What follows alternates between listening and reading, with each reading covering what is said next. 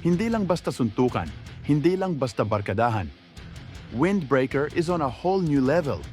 Kung akala mo alam mo na lahat tungkol sa anime na ito, maghanda ka dahil heto ang 5 matitinding facts tungkol sa Windbreaker na siguradong magugulat ka. According nga sa author ng Windbreaker anime na si Satoru Ni, ang Windbreaker anime nga dapat ay isang sport theme series. Ngunit sa pagtagal ay nagbago nga ang kanyang isip at pinalitan nga niya ito at ginawa na nga niya itong school action series. Pangalawa, ibinahagi nga ni Satoru Ni ang inspirasyon niya kung bakit niya ginawa ang anime na Windbreaker. Ayon nga sa kanya na ang inspirasyon nga daw ng anime na Windbreaker ay nagmula sa Tokyo Avengers. Siya nga daw ay isa sa mga malaking tagahanga ng Tokyo Avengers. May point pa nga na gumawa siya ng isang fan art at pinost niya ito sa kanyang Twitter account.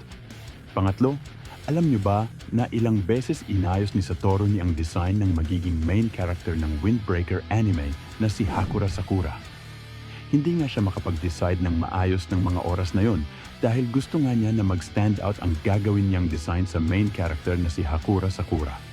At dito na nga niya naisip na gawin magkaiba ang kulay ng mata nito na tinatawag na heterochromia. Pangapat, ang final design nga ng main character ng Windbreaker na si Hakura Sakura ay inspired nga daw sa alagang pusa ni Satoru Ni. Kung saan, ang alagang pusa nga nito ay mayroong heterochromia. At ang panghuli, si Umemiya nga dapat ang gagawin niyang main character sa Windbreaker anime series. Pero nagbago nga ang isip niya dito dahil kung magfo-focus ang kwento sa isang character na malakas na, ay mahihirapan nga siya na mag-explore pa. Kung baga, ay mawawala na ng papel ang ibang mga bagong character na ipapakilala niya sa kwento. Hanggang dito na nga muna ito guys. Kaya kung gusto nyo nga na mapanood ang Windbreaker Season 2, ay malaya naman kayong bisitahin ang website ng Bilibili. Nasa comment section nga lang ang link nito.